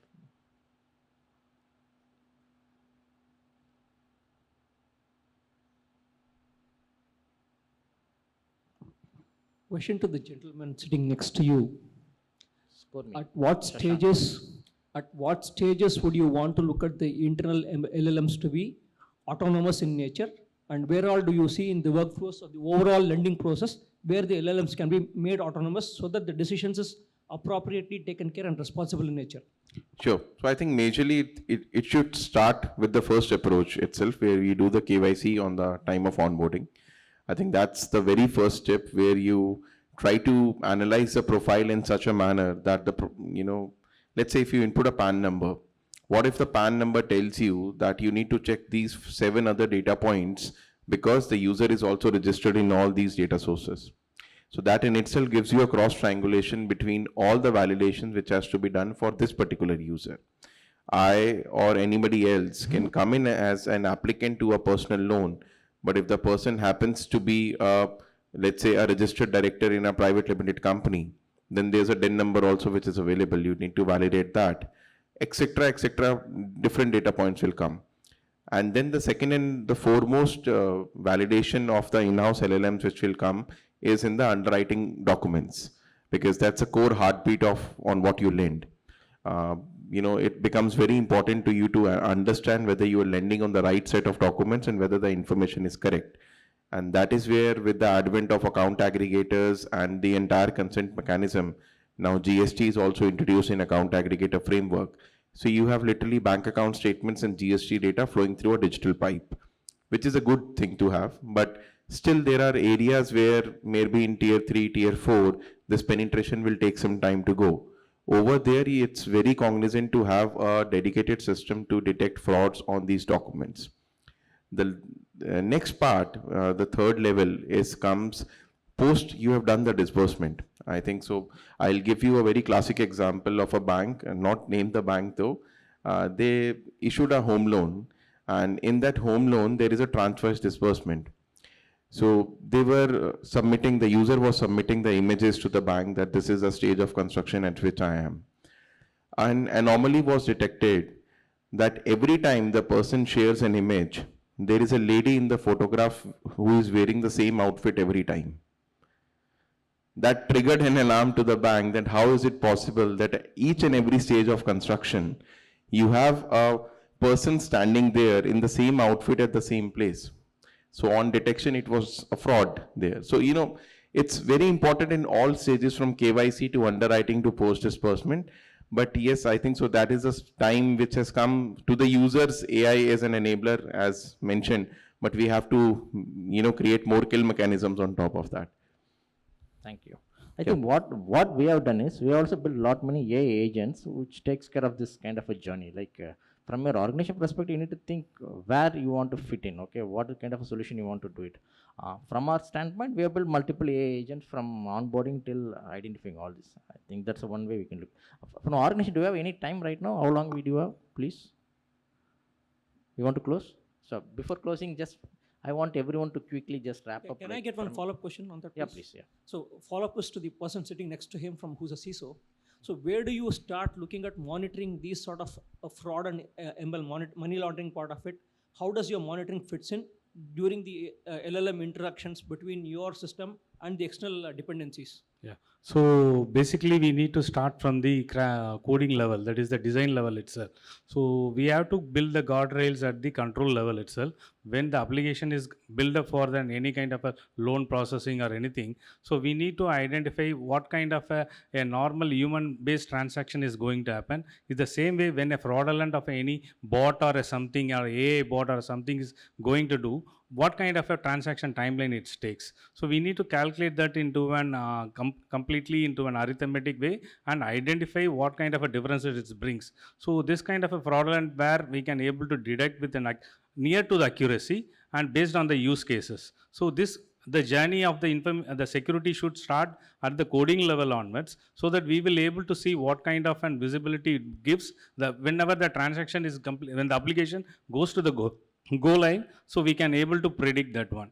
So or else what will happen when the application is completely developed, then you are building a guardrails for the security, then you will be in the other side of that. So you can't bring the complete 360 visibility. So that's the way we always insist, involve the security at part of your journey, throughout the journey, not at a one time. Yeah. Thank you, sir. Before closing,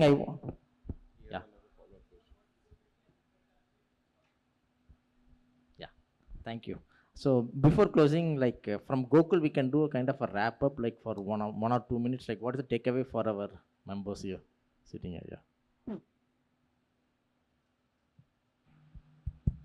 Sure. See, I think the topic is AI-powered fraud detection. I think is where we started. I don't think we scratched the surface of the areas of fraud. We just spoke few areas. We didn't come to collections, which is a very big area. We didn't come to organizational so there is a whole lot of areas which we didn't touch upon. But just to summarize, I think the use cases or problems and solutions, I think can probably be fit into some kind of 2x2 matrix. From a use case perspective, there will be problems that are common for all organizations. And then there will be some problems which, because of the organizational processes, will be very unique and specific to that specific organization. I mean, I will be a secure lending organization. There could be another organization which is also into secure lending. But because we have set up certain processes in a certain way, how the use cases need to be looked at from fraud detection perspective. I'm only talking about fraud detection perspective. Especially if you take the area of collections. I think that is where typically organizations tend to have different processes, approaches, organization structures in how they deal with different kinds of collections.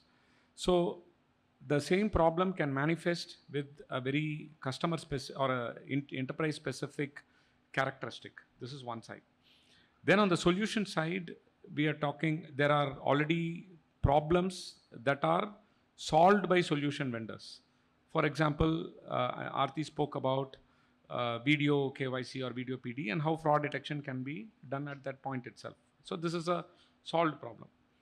But then there will be patterns which may be unique for the organization. Again, I take, for me, collections keep coming because I think it is a post facto issue that makes it much more difficult to detect, correct, and take action than something like onboarding. We keep talking about onboarding, but I think this side is far more difficult problem to solve. So how do you look at collusion between the customer and the agent? So all these different patterns are there. I mean, I don't want to get into it, but I think everybody gets a drift of what are all the possibilities. Yeah. And those possibilities can be very unique to each organization. There could be broad patterns, but there'll be specific scenarios which a specific organization will have to deal with. So therefore, I think when we have to take a roadmap type of approach into using AI for fraud detection, the way we see it is, it has to be some kind of horses for courses type of approach. Common problems can take commoditized solutions which may be readily available, like deepfake detection in video PD is a common problem. Yeah. Thank you. But something that is very specific to an organization might require organization-specific data modeling, linking it back into some BRE. The BRE acts like a control. Whether the BRE is used in onboarding flow or in collection flow, I think that is the way we need to do.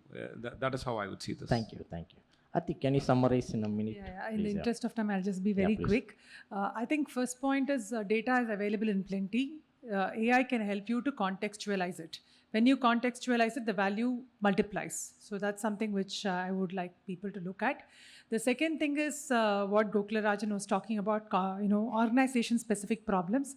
Yes, there are plenty of problems. In that one point, we missed is we are mixing up NBFCs and MFIs together. Both of them are different risk architecture, different kind of persona, different set of problems. So every organization which is dealing with NBFC as well as MFI kind of a customer persona probably needs to look at it differently because the challenges are different from a fraud perspective.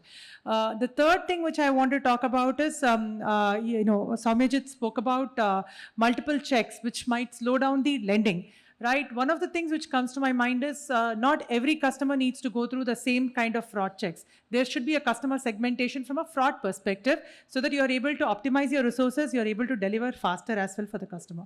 And I think I'll close it here. Yeah. Thanks. Karthik, from your side, can you summarize, please? Yeah, so with respect to the microfinance sector, we see a lot of use cases and a lot of scope going forward, especially frauds from the client level, the staff level, and external threats.